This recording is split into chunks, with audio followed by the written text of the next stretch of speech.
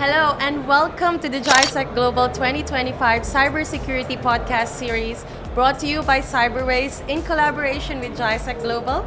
We're coming to you straight from the heart of innovation here on the exhibition grounds at GISEC, where the brightest minds in cybersecurity meet to shape the future of digital defense. I am your host, Fatima Buenaventura, and today's episode dives deep into how cybersecurity is evolving in step with AI-driven threats and how leaders in the investment sectors are tackling trust and resilience in rapidly shifting threat landscape.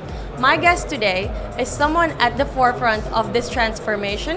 Please welcome Sarfaraz Muneer, Vice President of Cybersecurity and Technology Platform at Mubadala, one of the region's most influential investments group. Sarfaraz brings decades of experience in building resilient cyber strategies across complex high-value portfolios. Sarfaraz, welcome to the show, and thank you for joining us here at GISEC. Thank you very much, and happy to be here. So what I'm looking forward to is sharing some insights that the cybersecurity community take home with them as actionable insights.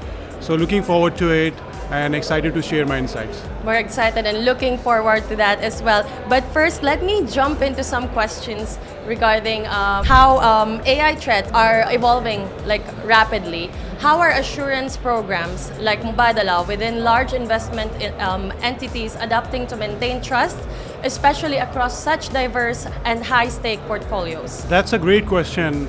And right now, AI is into every CISO's top of mind. So looking at that aspect, the AI augmented threats, redefining how the assurance programs are done across the organization. And as we have seen recently, there has been recent studies from Google and OpenAI, how the nation states actors are using the Gen AI elements into defining the AI augmented threats. For example, some of the common threats that we have been seeing is generating deepfake content out of the generative AI. In addition to that, some of the common one that we are seeing is in fact, looking at the phishing campaigns, and threat actors are creating and crafting well-crafted, multilingual phishing campaigns. That's happening to every single organization. In addition to that, the threat actors are looking at creating some kind of exploit code development with the help of AI as well. So this was mentioned in the recent study by the Google and OpenAI team, how nation state actors are using AI augmented threats. Now looking at this specific background, coming to the assurance, governance, and different fundamental practices across our investment portfolio and at the same time at the company as well. So we had to revamp whole of our cybersecurity strategy, which was done in the past couple of years. So we had to integrate all these elements.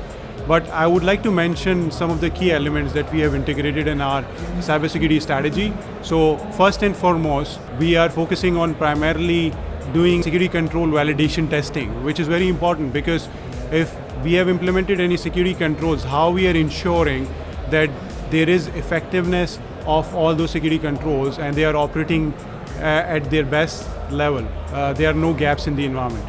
So we are conducting, as part of that strategy, the adversary emulation exercises and simulation exercises to identify any gaps and address those gaps by looking at the various best practices related to secure configuration management or relevant perimeter security controls best practices, that how they should be operating. So what this gives us is actually flexibility of looking into the continuous threats, not only related to fundamental controls, but also AI related security controls. And it gives us opportunity to improve those controls rather than waiting for point in time audit, because a lot of organizations, they have to wait for the audit, the yearly audit, and they'll get to know about that gaps. But our assurance strategy is really looking at this continuous security validation testing, and we do it on a continuous basis, taking the attacker mindset. That's the first strategy that we have evolved into our cybersecurity assurance program. The second element, which is also important to talk about here, is coming up with the robust AI governance framework. So we have integrated the governance framework related to AI adoption in our company. So not only looking at the risk assessment related to AI adoption in the organization, looking at tracking the AI inventory, shadow AI, then looking at AI model scanning, all these capabilities we are looking at introducing in the assurance program. What it gives us, so it's a flexibility of looking at AI from again an attacker mindset and coming up with relevant controls out of the governance frameworks like NIST AI Risk Management Framework and ISO 42001. For those who don't know about these frameworks, ISO 42001 is equivalent of 27001 in the security industry. It's AI system management framework, so it helps us manage the risk related to AI adoption in the organization. In addition to that, we are also very keen on testing all of our AI models through real-time AI red teaming exercises to identify any specific novel threats which can't be identified from a novel tool set. The third and the last one that I would like to mention here is the adoption of AI agents in our Security Operations Center, which gives us an edge in the threat and detection specific area.